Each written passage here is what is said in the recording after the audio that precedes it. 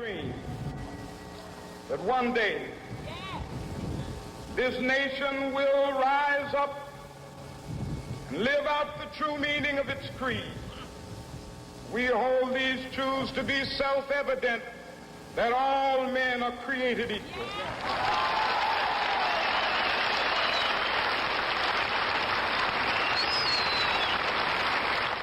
Good morning and happy Martin Luther King Jr. Day. Today is Monday, January 20th, 2020, and you're watching the Daily Mix TV. Hi, my name is Sean Patrick Hillman. Yes, as you saw from the opener, it is Martin Luther King Day. And, how could anyone possibly forget the I Have a Dream speech? It's just, talk about somebody who really set the world on fire and reminded everybody of why it is so important to treat everyone equally. Rest in peace, good sir, and thank you for everything. On to the news. Looks like the U.S. Centers for Disease Control and Prevention, otherwise known as the CDC, have removed references from their website in the last week suggesting that people refrain from all vaping products. That was happening during its investigation into those vaping-related lung injuries last year. That's what set off the entire spectrum of problems for companies like Juul throughout 2019. Now, the CDC previously urged people to consider refraining from the use of all electronic cigarette and vaping products. Now they're focused on THC-containing products. So the new recommendation suggests people avoid THC-containing electronic cigarette or vaping devices, especially those from unverified sources like friends, online marketplaces, dealers, and so on and so forth. The agency last Tuesday released a report showing that patients with vaping lung injuries tend to get THC products from unverified sources, while the nicotine products that they're using often come from commercial sources, dispensaries, vape shops, head shops, those kinds of places. Officials stated that adults using nicotine vaping products to replace traditional tobacco should not go back to smoking, but they do recommend that you consider using an FDA-approved way of quitting instead. So that's things like Shantix, the pills, or Nicoderm CQ, the patches, or the gums. I forget what the gum is called. I think it's Nicorette. And then, of course, there's a device that not many people know about. It's called Nicotrol. Nicotrol is a nicotine inhaler system. It's a very, very simple system. There's no moving parts, no batteries, nothing. If you are a traditional smoker and you're looking to quit, by all means, please check that out. Nicotrol, Nicotrol. According to the CDC, a lot of the problems that had popped up last year were from vitamin E acetate.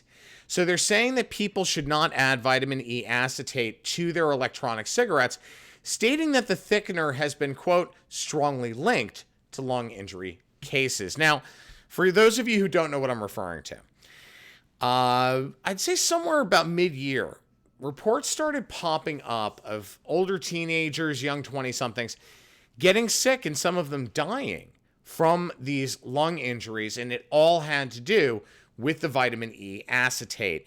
Investigators determined that there was a recipe going around for a homemade THC concoction to put into vaping devices so that you could get high. Okay, fine.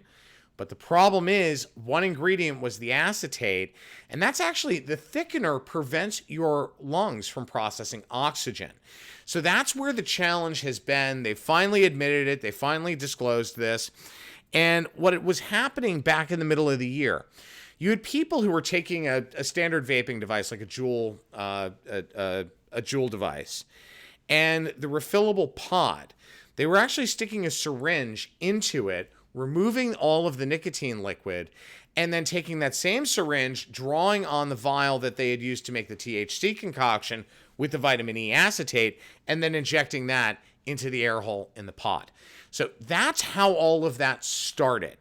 Of course, you had the government issues, which we talked about last week with respect to underage targeting by companies like Juul, which they haven't proven yet, which is why that flavor ban got overturned in the state of New York. So again, we're going to keep an eye on this one and keep reporting back as new developments occur.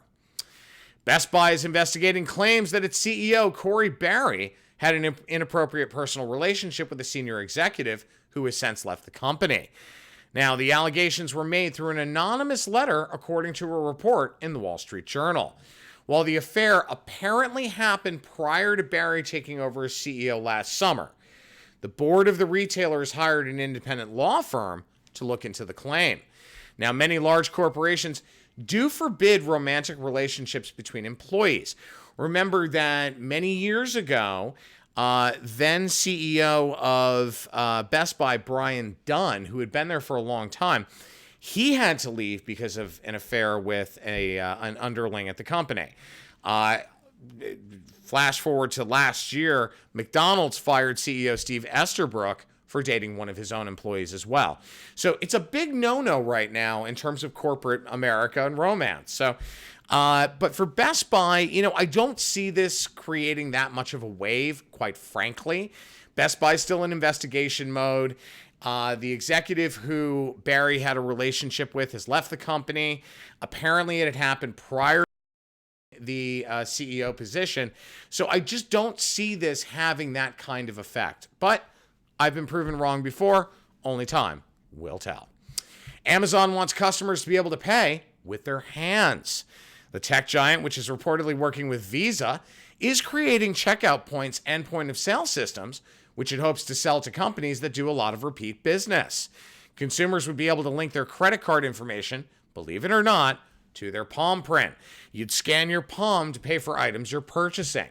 The online retailer is, in fact, in a race right now against other companies like Apple and so on to make transactions more seamless. With the advent and popularity of Apple Pay, as well as Samsung Pay, and some other new devices that have come out recently, that race to make that transaction fast and convenient is very, very crowded. So for Amazon to do this is certainly a step in a different direction for them. One would think they would have partnered up with Google, given the similarities in the Android platform and what's going on with respect to Alexa. But when you get into Amazon and their development, they've never done anything the normal way, which is one of the reasons why they are such a successful company. Less than a month into 2018, and the brick and mortar bloodletting continues from last year. Stationary retailer Papyrus is reportedly closing all of its doors around the country. According to their website, they have 260 stores. Now, the problem with businesses like Papyrus, I remember back in the late 90s, they were still jamming Kate's Papery, Papyrus. They were all very busy and they were making really good sales.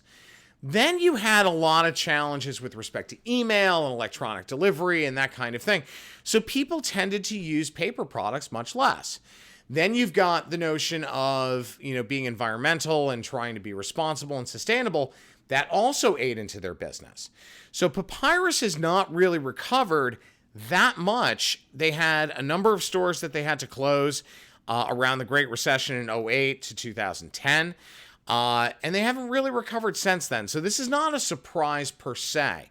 I can tell you that the neighborhoods in New York specifically that Papyrus has stores in were caught off guard and are quite shocked. But frankly, for me, it's sad because I still handwrite notes and I still have personal stationery, those kinds of things that I use. And there's something a little more special about it than just sending an email. So for a brand like Papyrus to go the way of the dodo does make me sad. Oh, I love these guys, Twix. The brand is just between the right and the left Twix and how they approach their brand in terms of that sense of humor and that irreverence, it is absolutely brilliant. Well, this time Twix is putting a new spin on its beloved candy bars. The brand is adding, Twix cookies and cream to its offerings, augmenting the launch, now get this, with the debut of limited edition sneakers.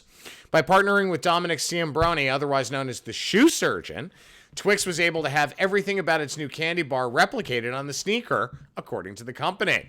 Twix Cookies and Cream pairs one of America's most popular cookie flavors with its most popular cookie bar, creating a Twix Cookies and Cream worthy treat that appeals to loyal Twix fans and welcomes new consumers to the brand. So the way that they're approaching this is all about the sneaker collaboration, ties into the look, the feel of the candy bar. The way that they're looking at this, though, is from a limited edition perspective. So they're putting a little bit of a twist on top of a twist. Only 100 pairs of sneakers are going to be available, and they're going to be given away at drop events in February, and those details will only be disclosed just before the events. So for them, this is teaser marketing at its best, and I love every second of it. They're using influencers, they're using partner programming, they're using experiential and social to drive all at the same time. So for them, absolutely stunning move as usual. Twix is a very smart marketed brand. The Cookies and Cream features a milk chocolate cookie bar, a soft cream center with cookie bits, and is covered with milk chocolate. They're available for purchase at retailers nationwide in single and share sizes, as well as sharing size stand-up pouches. You know, those new pouches that they have out. So Twix, brilliant move. Congratulations. So happy for you. Oh, all right. Last story of the day. Prince Harry and his wife Meghan will part with their loftiest royal titles, relinquish state funding, and reimburse taxpayers in the UK for the $3 million the government forked out to refurbish their Windsor Castle residence. All of this, according to Buckingham Palace. Now, as part of their new British royal family deal, Harry and Meghan will retain the Duke and Duchess of Sussex titles and perform, quote, limited duties on behalf of the Queen. The couple do plan to spend more time in Canada. Now, rumor has it, and I have a feeling this was pre-baked, which actually makes this decision kind of pisses me off a little bit. When you look at Sussex Royal, which is a brand that they've created, it's an IP they filed for. A lot of some of these announcements have come out of Sussex Royal's Instagram account. So they're using this to push up the profile of a brand they're in the process of creating. That unto itself is disingenuous, and that surprises me because I've met Prince Harry. He's a lovely man. You know, I knew his mother. I'd met her a handful of times. Princess Diana was truly the definition of class and of compassion.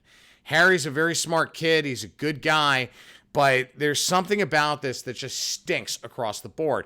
Now, you know, if they are pushing this out, and we talked a little bit about this a couple of weeks ago, in terms of licensing and that kind of thing, if they're pushing this out and they're using this situation to jump up the prominence of their profile, that's really just not the right thing to do. And that's just wrong on a lot of moral levels.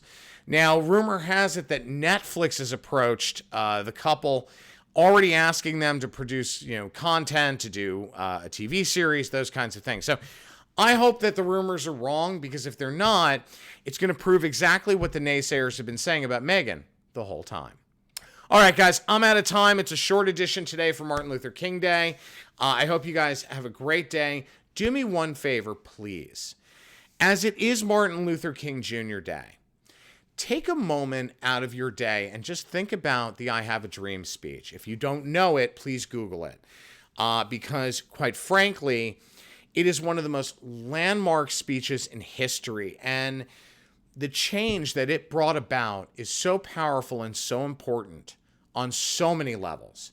So please take a look at that. And if you've got some time today, also please volunteer your time for a charity. All right, guys, my name is Sean Patrick Hillman. I'm the editor-in-chief of the Daily Mix TV. If you guys have any questions, comments, or story ideas, please email thedailymixtv@gmail.com. We'll see you tomorrow, back to our normal schedule. Have a good one, guys.